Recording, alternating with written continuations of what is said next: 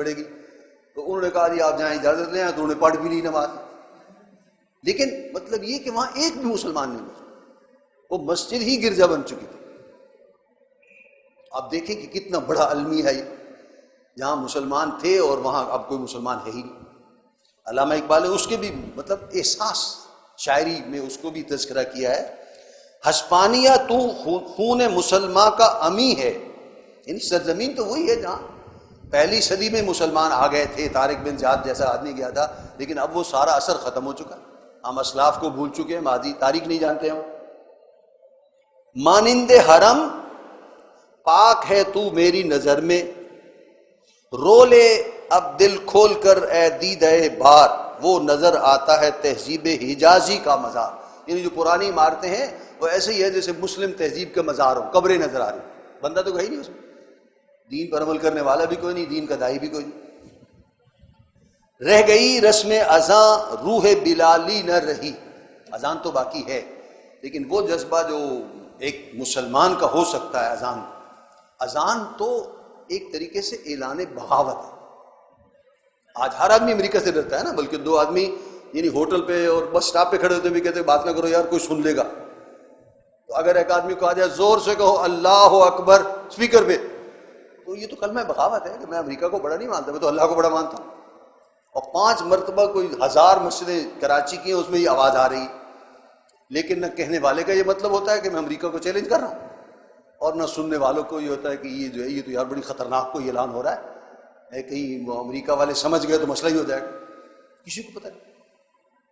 حالانکہ امریکہ تو ساری جنگ اسی کی لڑ رہا ہے, یہاں آیا ہوا اسی لیے کہ ہماری برتری مانو بس, ہم ڈرون حملے کر دیں گے اور یہ کر دیں گے اور تمہیں مار دیں گے اور پتھر کے زمانے میں پہنچا دیں گے, اور ہم آگے سے کہہ رہے ہیں نہیں تم بڑے نہیں ہو اللہ بڑا ہے. تو لڑائی تو ہے, لیکن وہ اس کے معنی نہیں آتے. رہ گئی رسم اذاں روح بلالی نہ رہی, فلسفہ رہ گیا تلقین غزالی نہ رہی. وہ جیسے غزالی سمجھاتے تھے, تلقین کرتے تھے لوگوں کو, مطلب وہ نہیں رہا, بس اب فلسفے ہیں پڑھتے جاؤ, اور وہ بھی مغربی فلسفے. اب تو اسلامی مفکرین اور فلاسفہ کی باتیں تو ہم پڑھتے ہی نہیں. مستقبل کی امید دلائی ہے ان کا جو بہت بڑا کارنامہ, کہ ایک امت مسلمہ کے زوال کی تشخیص کی ہے کہ اس کو یہ بیماری ہے, اور صحیح تشخیص کی ہے کہ قرآن چھوڑ بیٹھیں, اور پھر اس کا علاج بتایا.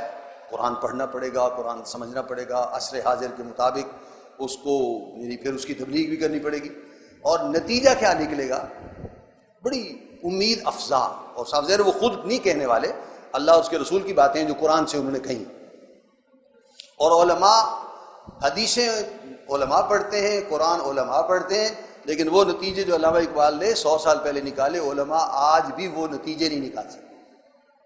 کسی ایسی مسجد میں جہاں دینی مدارس کے علماء خطاب کر رہے ہوں, وہ حدیثیں آپ کو نہیں ہوں گی کہ جناب خلافت کا نظام آئے گا اور عالمی ہوگا اور ہمیں اس کی تیاری کرنی چاہیے. انہیں شاید اس کا احساس ہی نہیں. یعنی جدید ہم تنظیم اسلامی اور جدید لوگ ہم اس کو نعرہ بھی بنا لیا ہم نے. علامہ اقبال نے 100 سال پہلے کہہ دیا, لیکن جو علماء حدیث پڑھ رہے ہیں, قرآن پڑھ رہے ہیں, ان کے سامنے وہ ساری حدیثیں وہ زبان پر بھی لانے کو تیار ہیں. اب یہ ہے وہ ایک ہمارا المیہ. آب روان کبیر تیرے کنارے, کوئی اسپین کا ہی وہ دریا ہے جس کے علامہ اقبال گئے تھے تو سیر کی ہوگی, بیٹھے ہوں گے کہیں.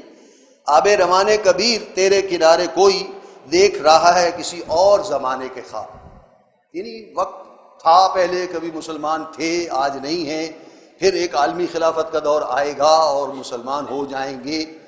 جسے علامہ اقبال نے ایک اور نظم میں کہا ہے کہ آنکھ جو کچھ دیکھتی ہے لب پہ آ سکتا نہیں, محو حیرت ہوں کہ دنیا کیا سے کیا ہو جائے.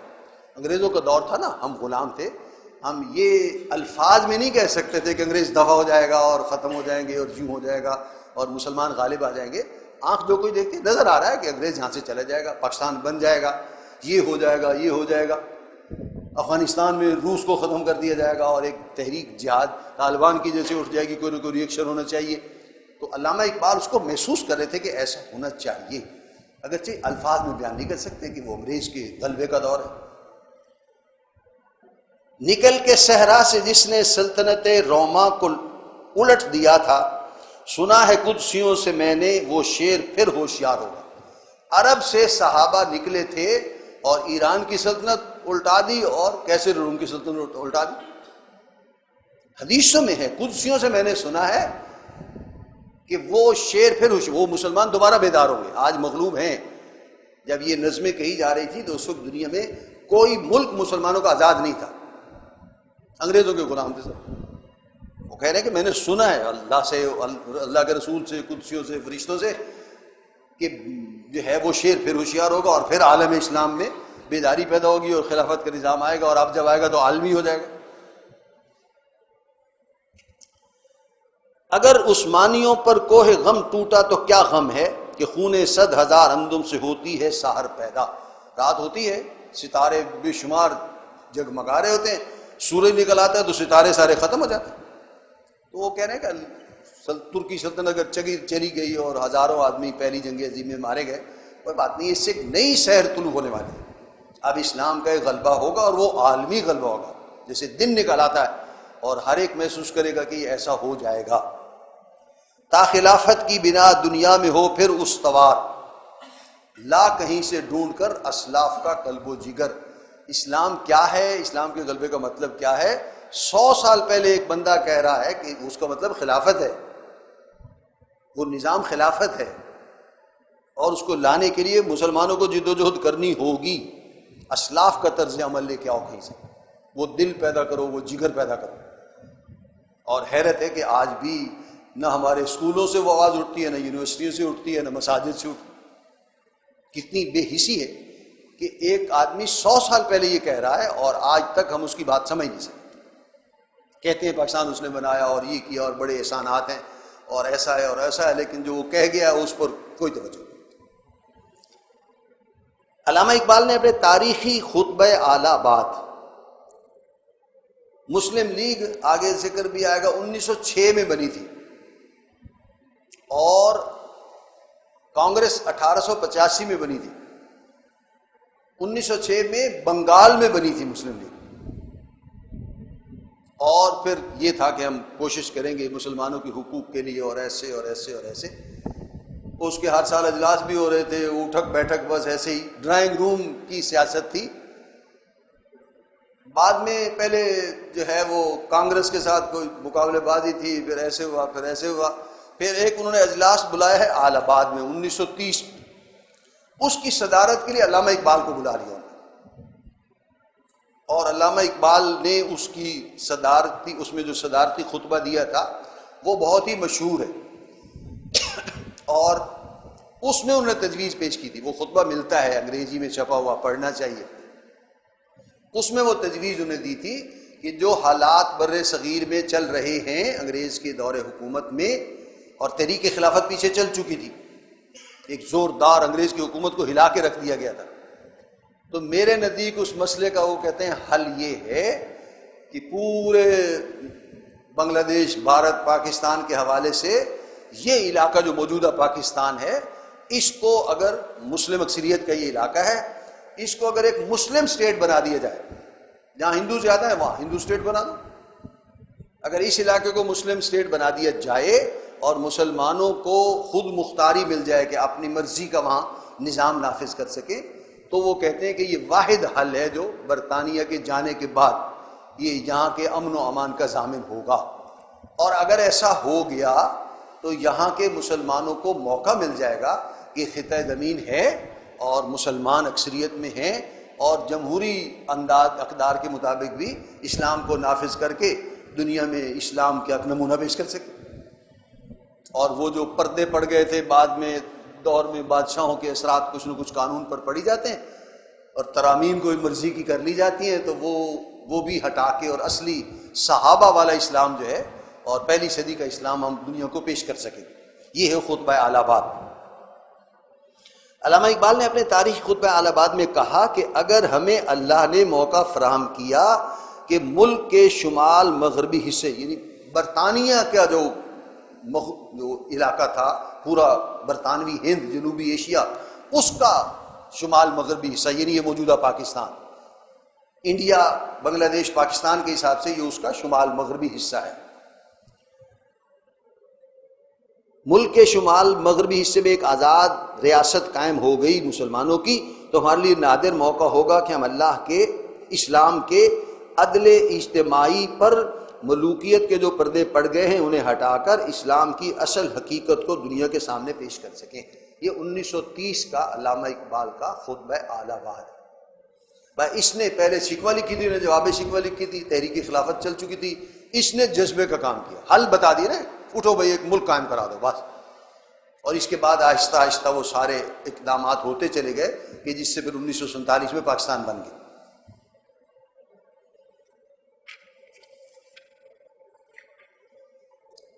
ان تمام باتوں کے باوجود علامہ اقبال عملی انسان نہ تھے۔ شاعر جو ہوتا ہے وہ سوچتا ہے، جو آدمی زیادہ سوچتا ہے نا وہ پھر عمل میں ہی نہیں ہوتا کہ سوچے بھی زیادہ اور عمل بھی کرے۔ عمل میں جو ہے وہ ذرا پیچھے تھے۔ انہوں نے جو ہے اس کام کے لیے اگرچہ قائد اعظم یہاں سے مایوس ہو کے انگلستان چلے گئے تھے، یہاں سے سب کچھ بیچ باچ کے وہاں چلے گئے تھے، سیٹل ہو گئے تھے، اب یہاں ہندوستان میں رہنے کا کوئی فائدہ نہیں۔ ان کو جا کے بلا کے لائے کہ آپ اچھے انسان ہیں اور مسلمانوں کا کیس اگر آپ لڑ سکتے تو آپ ہی لڑ سکتے ہیں، بس آ جائیں آپ۔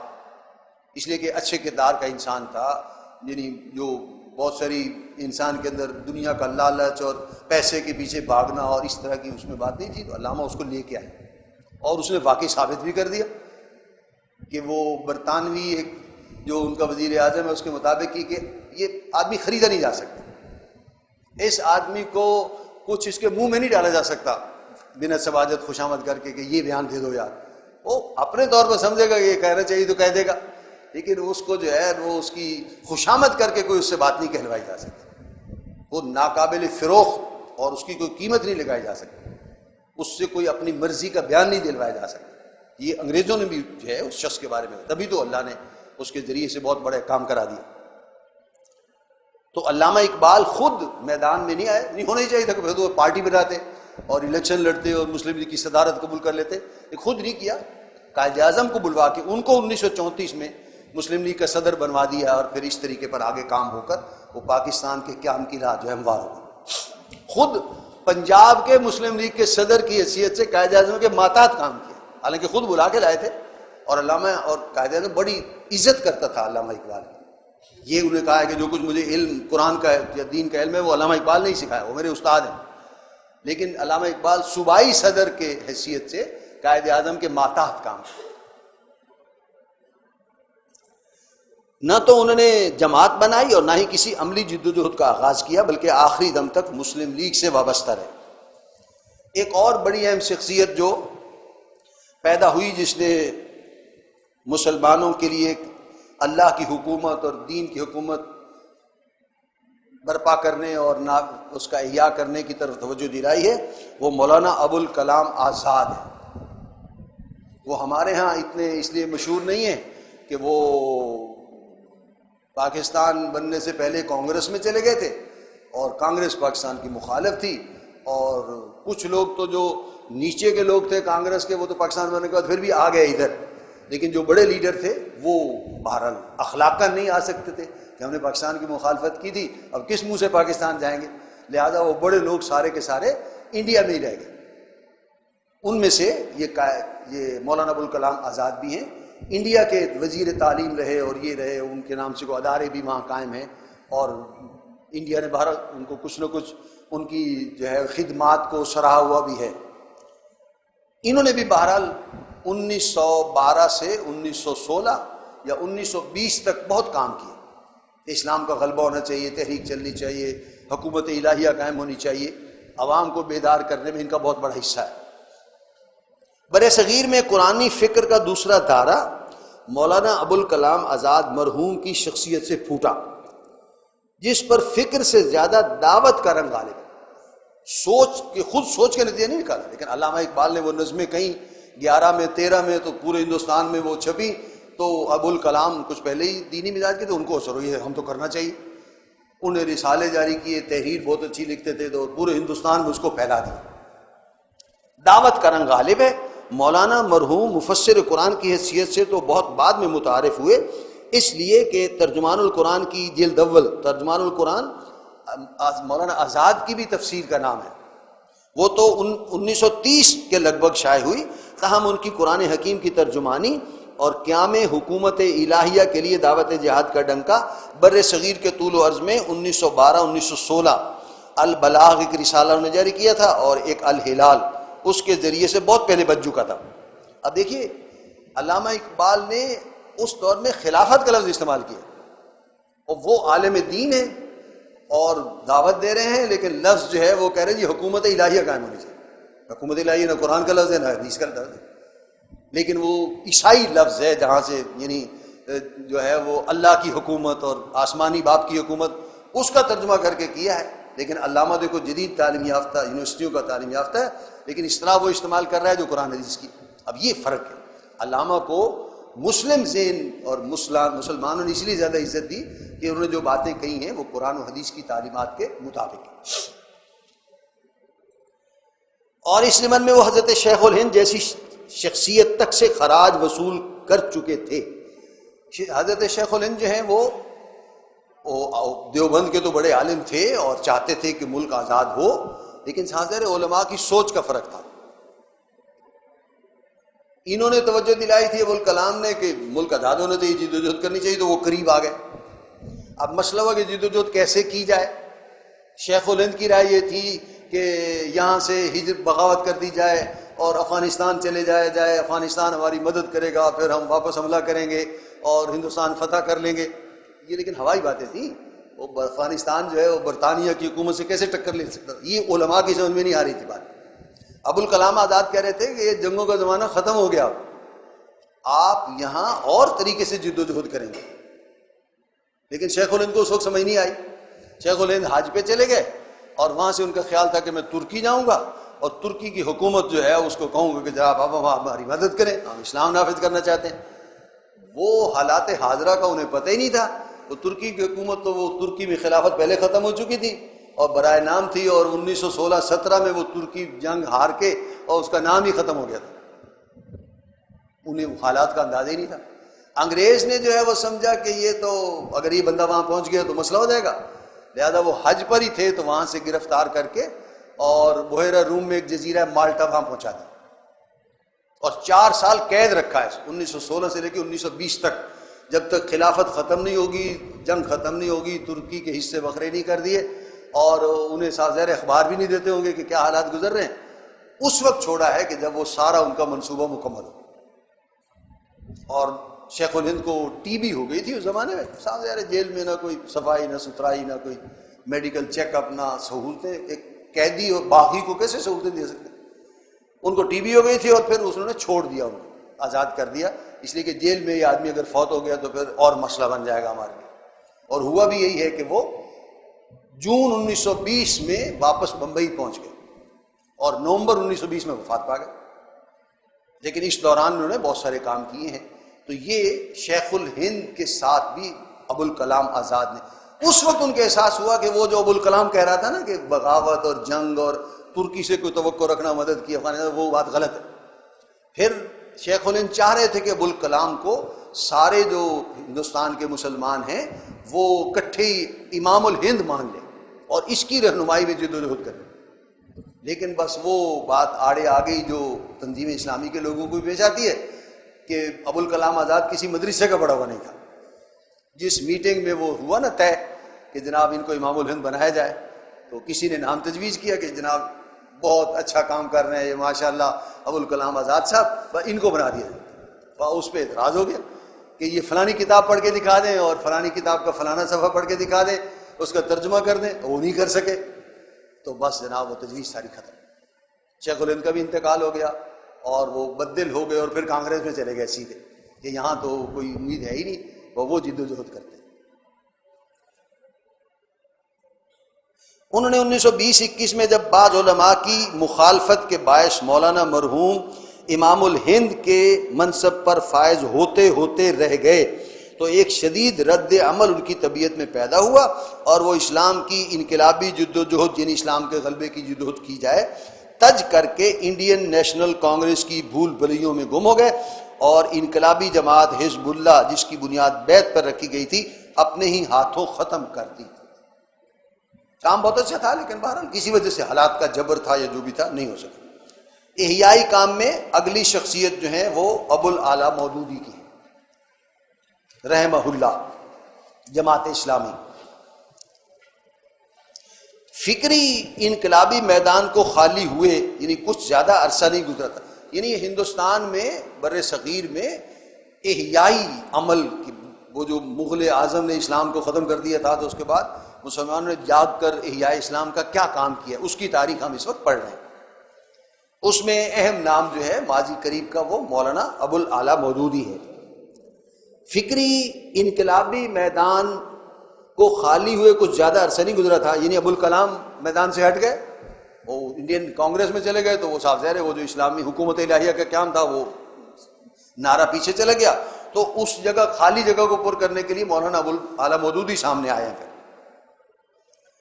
کہ ایک بہت فعال شخصیت ظہور میں آئی جن کی تقریر میں ابوالکلام جیسی گھن گرج تو نہ تھی۔ علامہ ابوالکلام آزاد جو ہیں بہت جیسے احراری بہت سارے تقریریں کرتے ہیں، عطا اللہ شاہ بخاری اور اس قسم کے جو بڑے ڈٹ کے اور اعلان اور حق نواز جھنگوی صاحب جیسے تھے، وہ اس طرح کا احراری گروپ کے لوگ ہیں، یعنی اعلان لٹکارنا اور اونچی آواز میں بولنا۔ تو مولانا مودودی میں یہ گھن گرج تو نہیں تھی، لیکن تحریر میں حد درجے متانت، سنجیدگی، وقار، سہل اندازی اور مستقل مزاجی پائی جاتی ہے۔ آسان تحریر لکھنا، آج بھی مولانا مودودی کی کتابیں پڑھے مشکل الفاظ کم ملتے ہیں، ڈاکٹر صاحب کی کتابوں میں زیادہ ہے، ان کی جو تحریر ہے بہت ہی سادہ ہے۔ یہ تھی مولانا ابو الاعلیٰ مودودی کی شخصیت، جنہوں نے اصلاً مولانا آزاد کے نعرہ جہاد کو ایک مبسوط تصنیف کا موضوع بنایا، یعنی ابوالکلام نے کہا تھا کہ جہاد ہونا چاہیے، مولانا مودودی نے جہاد کے موضوع پر ایک کتاب لکھ دی، جہاد فی الاسلام، اب بھی ملتی ہے، اور وہ اپنے زمانے میں بہت ہی اعلیٰ کتاب تھی، یعنی بہت اچھا ڈیٹا اکٹھا کیا اور اسلام کے تصور جہاد کو ابھارا ہے، اس نے بہت پذیرائی حاصل کی، گڈ ول کمائی۔ اور الجہاد فی الاسلام جیسی مارکت الآراء کتاب بالکل نو عمری میں لکھ ڈالی، 1903 میں ان کی پیدائش ہے اور 1923-24 میں وہ کتاب لکھ دی۔